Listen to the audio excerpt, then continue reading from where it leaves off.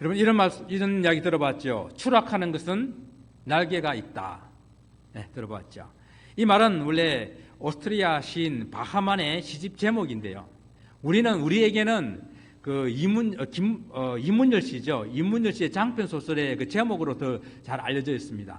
제가 서울에 그 교회 다닐 때에 그 전도사 생활을 했던 그 교회에 이문열 씨 어머니가 저희 교회에 나오셨어요. 그래서 이문열 씨가 새 책이 나오면은 항상 신문지에 두루두루 싸가지고 저에게 갖다 주셔가지고 그 책을 아주 재미있게 읽었던 기억이 납니다.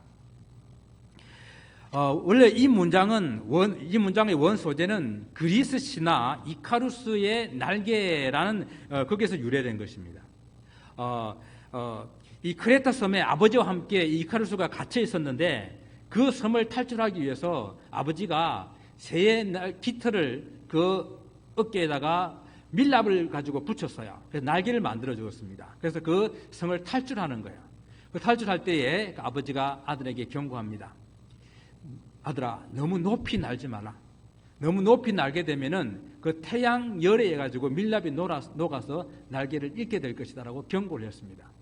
그런데 그 성을 빠져나와 가지고 너무도 기쁜 나머지 날 수 있다는 그 기쁨 때문에 이 이카루스는 하늘 높이 올라갔어요. 그래서 그 아버지의 경고대로 그 밀랍이 녹아가지고 날개를 잃고 추락해서 죽게 되는 그러한 신화 이야기입니다. 추락하는 것은 날개가 있다라고 하는 것은 결국 날개가 있기 때문에 그가 하늘 높이 올라갔었고 또 하늘 높이 올라가고자 했기 때문에 그가 추락할 수밖에 없었다라는 그런 경고의 이야기죠. 오늘 본문의 말씀을 보게 되면은 예수님의 제자들도 크게 되고자 또 높아지고자 하는 욕망을 드러내는 것을 보게 됩니다. 이것은 주님의 가르침과는 반대되는 그런 삶의 모습이죠.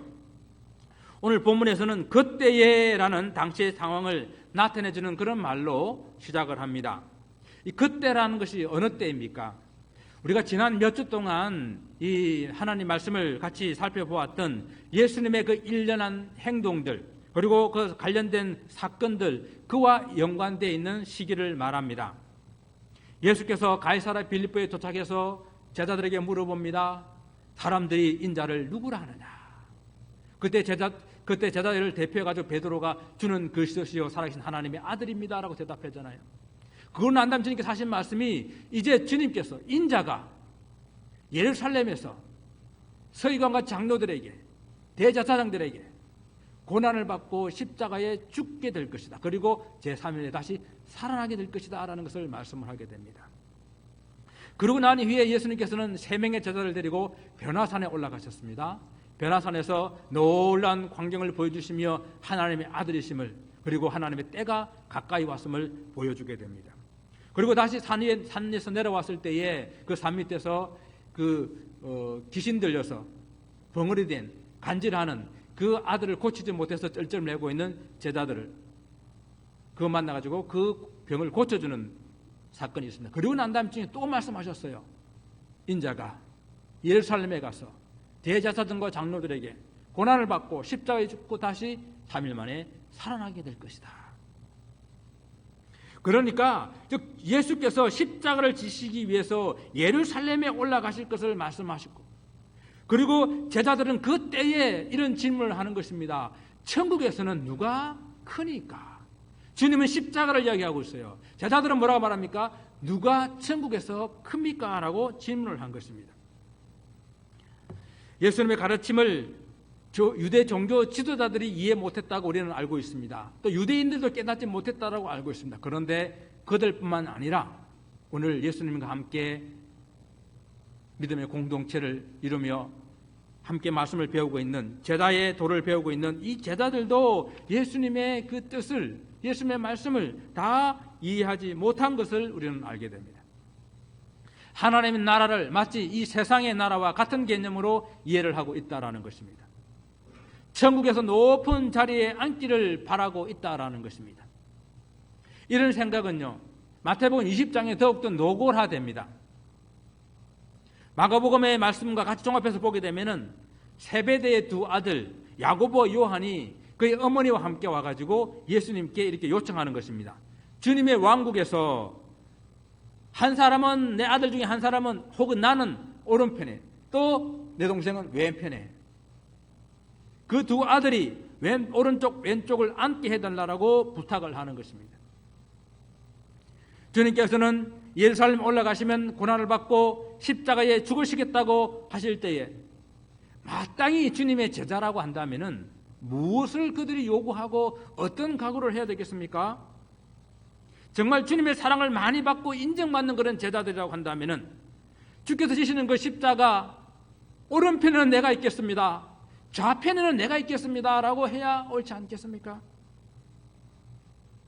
그러나 그들은 하나님 나라의 최고의 높은 그런 위치에 올라가기를 원했습니다.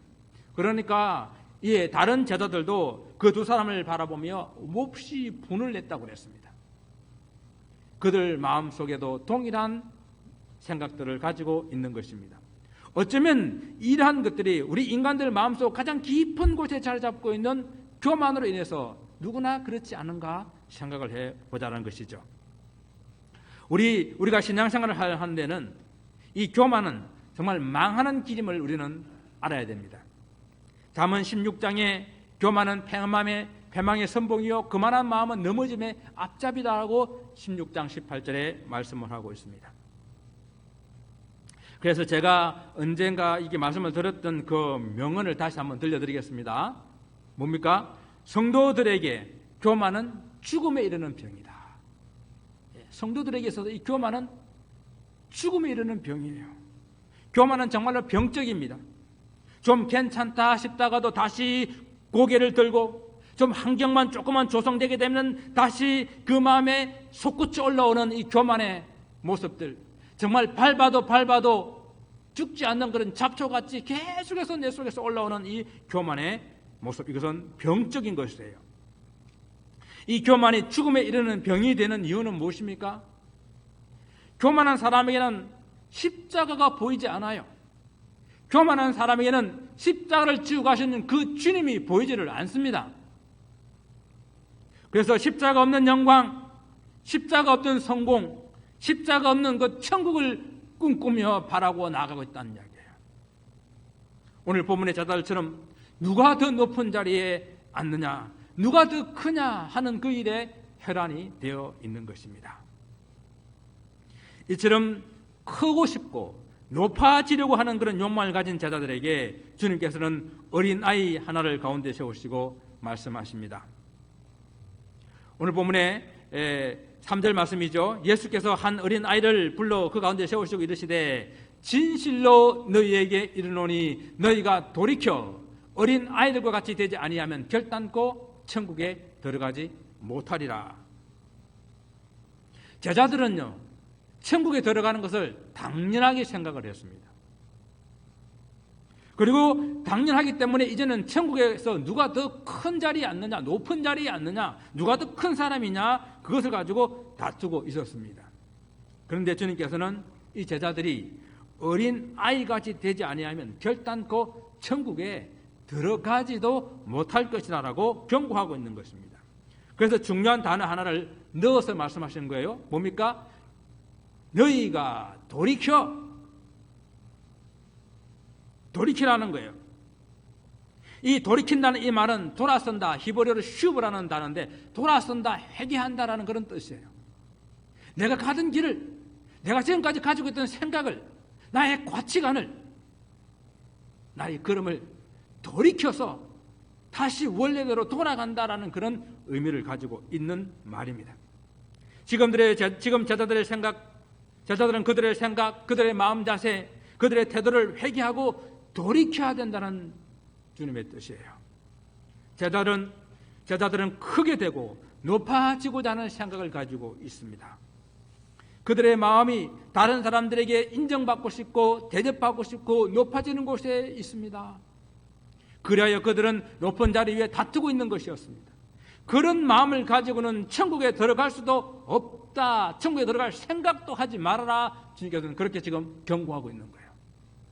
그러므로 그런 생각을, 그런 그들의 시각을, 그런 그들의 가치관을 지금 돌이켜서 회개하고 수정해야 된다라는 주님의 경고의 말씀입니다. 주님은 제자들에게 크고 높아지려고 하지 말고 오히려 어린 아이같이 되라고 말씀하셨어요. 성경에서는 이제 어린 아이들을 이렇게 예를 들게 될 때에 때로는 믿음이 연약하고 그리고 미숙하고 어리석은 그런 사람들을 나타낼 때에 이 어린 아이라고 표현할 때도 있습니다. 그런데 오늘 본문의 여기에서는 어린 아이가 가지고 있는 겸손함 그리고 순수함 그거를 말씀하고 있는 거예요. 그래서 파이디온이라는 말 들어봤죠. 파이디온이라는 이 단어를 가지고 사용하고 있는데 아주 어린 아이를 말하는 거예요. 아직 세상에 때가 묻지 않아서 다른 사람들보다 크고 높아지려고 하는 그런 마음을 가지지 않는 그저 순진한 어린 아이를 비유하고 있는 그런 말입니다. 높아지고 커지려는 그런 마음을 가진 제자들 앞에 세워져 있는 이 어린 아이를 보고 제자들은 그들의 마음을 다시 어린 아이와 같이 순진하고 그리고 겸손한 마음으로 돌이켜야 된다.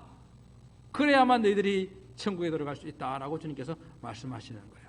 그래서 오늘 본문 4절 말씀에서 천국에서는 이런 어린아이처럼 자기를 낮추는 사람 바로 그 사람이 큰 사람이다 라고 대답해 주신 거예요. 천국에서 누가 큰 사람이라고요? 자기를 낮추는 어린아이처럼 자기를 낮추는 사람이 큰 사람입니다. 서열 문화에 아주 익숙한 우리들은 이것보다 심했으면 심했지 덜하지는 않지요. 옛날 우리 다닐 때는 국민학교를 그랬잖아요. 국민학교 처음 들어가게 되면은 첫날 줄 쫙 세워놔놓고 키 순서대로 번호를 매겨 1번, 2번 쭉. 그리고 좀 지나니까 성적 순으로 우열반, 열등반을 나누더라고요. 우리가 늘 이렇게 보게 되면은 군번이 몇 번이야? 나이가 얼마입니까? 나이가 실례지만 연세가 어떻게 됐어요? 그때 이제 나이가 자기 아래면은 그때부터 이제 특히 이제 죄송합니다. 혹시 여기 계시면은 용서하십시오. 해병대 기수 아주 엄격하게 따지죠. 이러한 문화 속에 살았던 우리들은 교회에서도 주는 그 직분을 우리는 서열로 생각을 한다라는 거예요. 교회의 그 어떤 직분도 그것은 은사에 따라 주어지는 봉사의 섬김의 자리입니다.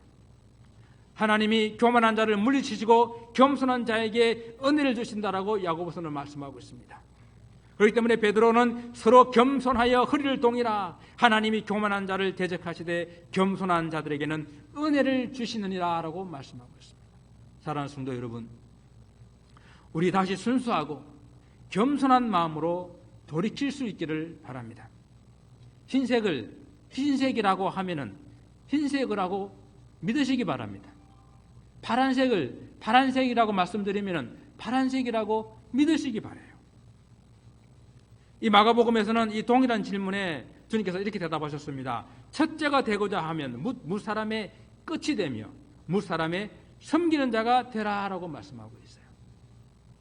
그래서 어거스틴은 크리스찬의 덕목 중에 3가지가 있는데 첫째도 겸손이요, 둘째도 겸손이요, 셋째도 겸손이다라고 겸손이 우리 크리스찬에서 얼마나 중요한 덕목인지를 강조하고 있습니다.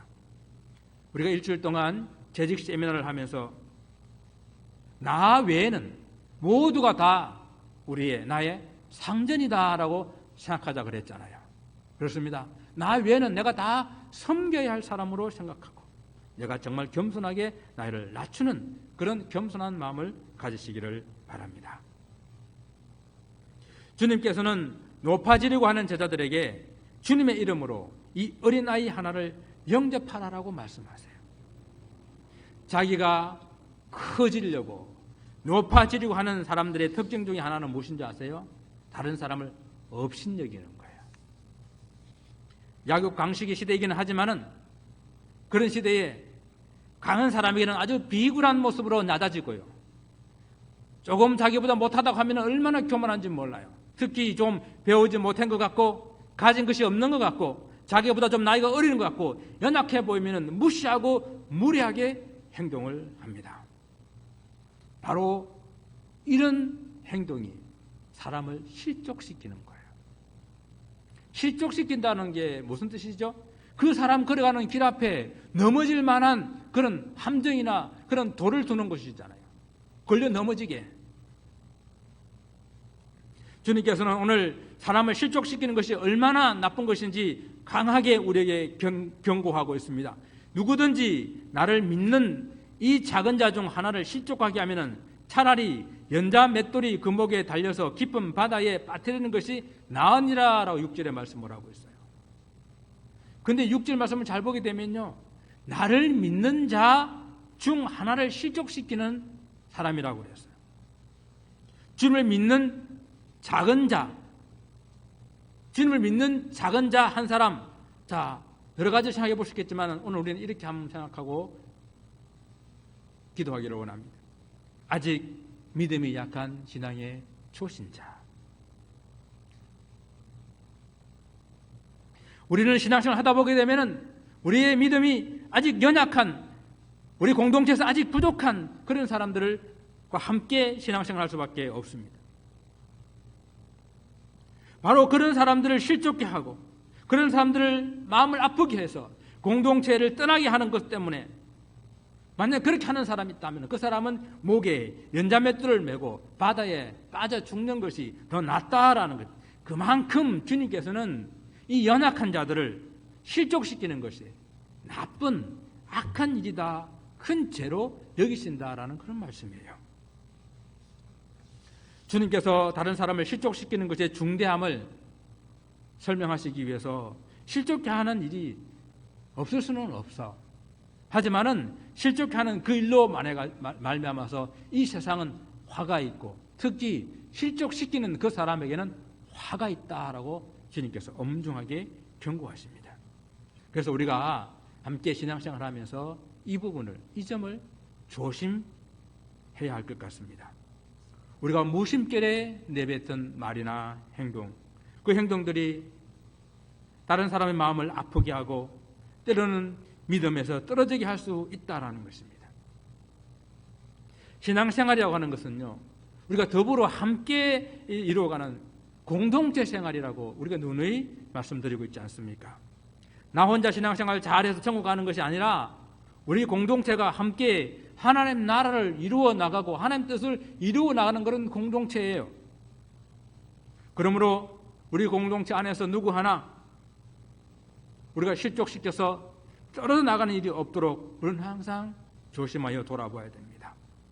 또 혹 함께 이 신앙생활을 하다가 낙심한 사람들이 없는가, 그들을 돌아보며 그들을 위로하며 이렇게 세우고, 혹 삶에 또 여러 가지 일에 지친 사람들이 없는가, 그들을 돌아보며 그들의 용기를 주어 함께 갈 수 있도록 하는 것이 우리 신앙 공동체라는 것입니다. 그런데 이렇게는 못할 망정 근근히 믿음을 붙들고 살아가는 사람을 주저앉히고 걸려 넘어뜨려 신앙이 떨어지게 하는 것은 오늘 우리 주님의 큰 분노를 살 수밖에 없다라는 것입니다. 그래서 주님께서는 만일 내 손이나 내 발이 다른 사람들을 실족케 하는 그런 죄를 짓게 된다면 찍어내버려라 라고 말씀하세요. 만일 내 눈이 다른 사람을 실족케 하는 그런 범죄를 하거든 빼어내버리라 라고 경고하십니다. 두 팔, 두 다리 가지고 영원한 불에 들어가는 것보다도 불구의 몸이지만 그 몸으로 영생에 들어가는 것은 낫고, 두 눈을 가지고 지옥불에 던져지는 것보다도 한 눈을 가졌지만 영생에 들어가는 것이 더 낫지 않냐라고 말씀하십니다. 이처럼 주님께서는 실족시키는 일을 중대하게 보신다라는 것입니다. 항상 우리 자신을 살펴서 다른 사람을 실족시키지 않도록 조심하는 한 해가 될 수 있기를 바랍니다. 사도 바울이 말한 것처럼 내게 모든 것이 다 가하지만은 그것이 다 유익한 것도 아니고 그것이 다 덕을 세우는 것이 아니라 한 것을 말씀을 기억하면서 항상 우리는 좀 다른 사람의 입장에 서서 생각하고 행동하는 그런 자세가 필요하다라는 것입니다. 그래서 오늘 우리는 주님의 이 말씀을 가지고 보다 좀 적극적인 그런 방법으로 약한 자들을 실족시키는 것이 아니라 약한 자들을, 어린 소자 하나를 영접하는 그런 삶, 그런 삶을 살아라 주님께서는 권면하신 거예요. 주님의 이름으로 어린아이 하나를 영접하는 삶은 그것이 영적으로든 육적으로든 연약한 사람을 업신여기지 않는 것에서부터 시작합니다. 그 한 생명이 하나님 주신 귀한 생명인 줄 알고 귀하게 여기는 거예요. 주님께서 나를 위해서 십자가에 돌아가시고 나를 구원하셨지만은 이 사람도 위해서도, 이 한 영혼을 위해서도 주님께서 십자가를 지시고 구원하셨다라는 사실을 우리는 기억을 해야 됩니다. 만약 우리가 남을 도와준 때에 우리가 또 한 가지 생각해야 될 것은 다시 갚을 능력이 없는 그런 사람을 돕는 것이 성경에서 가르치는 그런 선행입니다. 누가복음 14장 13절 14절의 그 말씀을 보게 되게 되면은 잔치를 베풀려거든 차라리 가난한 자들, 몸 불편한 자들, 그리고 전원자들, 맹인들을 청하라라고 말씀하십니다. 그리하면 그들이 갚을 것이 없으므로 그 베푸는 그 사람, 영접하는 그 사람한테 복이 될 것이다 라는 말씀이에요. 사실 우리 따져보게 되면은 저와 여러분 우리 모두가 다 이 갚을 수 없는 이 큰 사랑을 받은 사람들이거든요.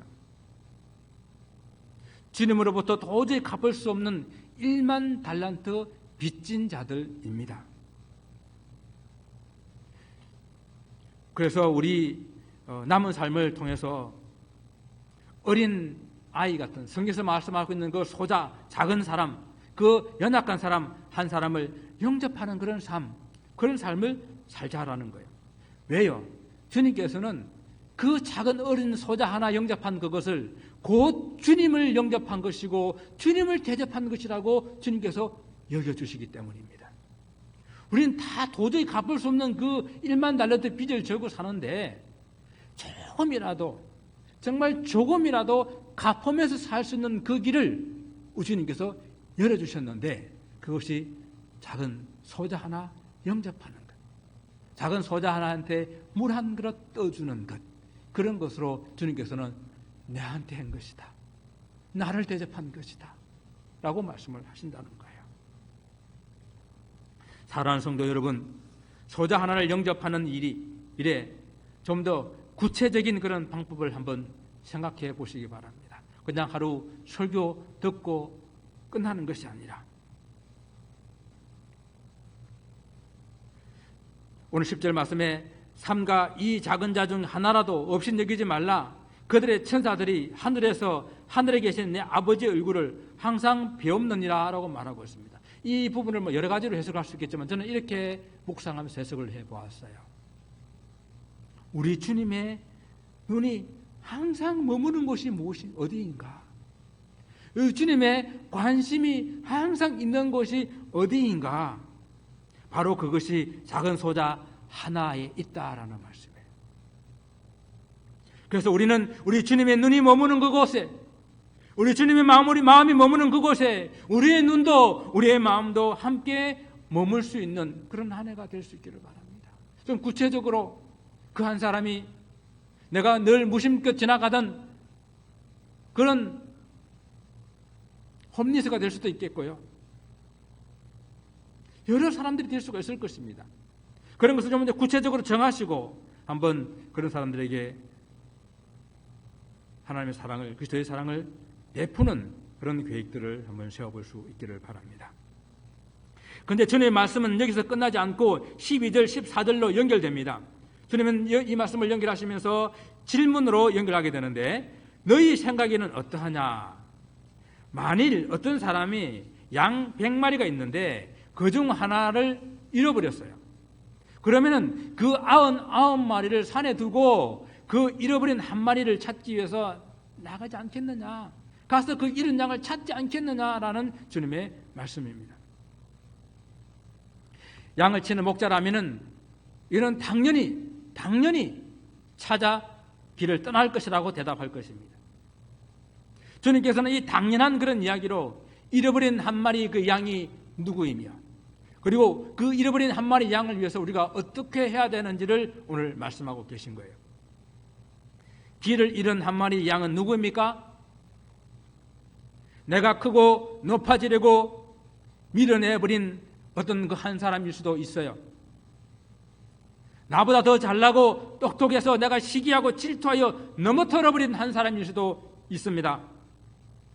그 모습으로 판단했을 때에 별로 배우지도 못한 것 같고 가진 것도 없다고 무시하고 업신여겨버렸던 그 한 사람일 수도 있습니다. 내가 때로는 의도하지는 않았지만은 말로나 행동으로 상처를 준 그 한 사람일 수도 있다라는 이야기입니다. 그런데 우리 주님께서는 바로 그 한 영혼에게 온 관심을 가지고 계신다는 이야기예요. 항상 눈을 그 영혼에게 가지고 계신다는 거예요. 그 한 영혼이 다시 돌아오기를 간절히 기다리고 계신다는 거예요. 그 한 영혼이 돌아올 때에 얼마나 기뻐하는지 모르는 그런 모습으로 우리에게 말씀하신다는 거예요. 여러분, 잃어버린 그 한 마리 양을 찾았을 때의 그 목자의 그 기쁨, 너무나 기뻐서 그 양을 어깨에 메고 오는, 덩실덩실 춤을 추고 오는 그 모습을 한번 상상해 보시기 바랍니다. 바로 이것이 우리 주님의 마음입니다. 주님께서 이 비유를 통해서 천국에서 누가 더 크냐, 누가 더 높은 자리에 앉겠느냐라는 관심을 가진 제자들을 향하여서 아니야, 오히려 너희들은 잃어버린 한 영혼의 관심을 가지고 그들을 찾아 나서야 된다라고 말씀을 하시고 계신 거예요. 주님의 온 관심이 잃어버린 그 한 영혼에 있기 때문입니다. 당연히 주님의 제자라면, 당연히 주님의 몸된 교회를 이루고 있는 지체라고 한다면 우리 주님께서 관심을 가지고 계신 바로 그 잃어버린 영혼에 찾는 일에 우리 또한 관심을 가지는 것이 마땅하지 않겠습니까?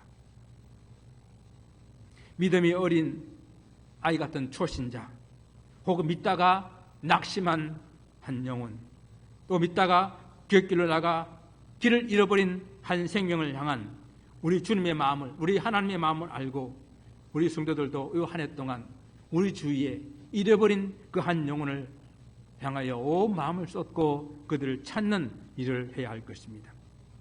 사랑하는 성도 여러분, 오늘 말씀도 주님께서 사랑하시는 한 생명으로 결론을 맺습니다. 주님께서는 한 생명도 잃어버리지 않으시겠다고 말씀하셨습니다. 작은 자 하나라도 잃어버리는 것은 우리 하나님의 뜻이 아니라고 말씀을 하셨습니다.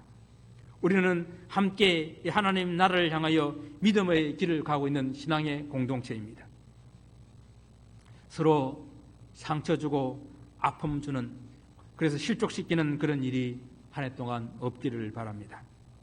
때로는 힘들고 어려운 그런 우리의 형제 자매들이 있다고 한다면 그들을 돌아보며 위로하고 도와주고 이렇게 세우는 그 일을 함께 할 수 있는 한 해가 될 수 있기를 바랍니다. 그 한 영혼을 돌아보는 것, 그 한 영혼을 영접하는 것, 그것이 곧 우리 주님께 하는 것이요 주님을 영접하는 일이라고 말씀하셨습니다. 누가 천국에서 큰 자입니까? 자기를 낮추고 겸손한 사람이 큰 자라고 했습니다. 누가 천국에서 큰 자입니까? 소자 한 사람이라도 주님의 이름으로 영접하는 사람이 천국에서 큰 자라고 하였습니다. 누가 천국에서 큰 자입니까? 잃어버린 한 영혼을 정말 주님의 마음으로 찾아 나서는 그 사람이 천국에서 큰 자입니다. 오늘의 결론으로 잃어버린 한 영혼에게 관심을 쏟고 복음을 전하여 그 생명을 돌아오게 함으로써 우리 주님께서 기뻐 덩실덩실 춤추시게 하는 그런 한 해가 되시기를 주님의 이름으로 축원을 드립니다. 기도하겠습니다.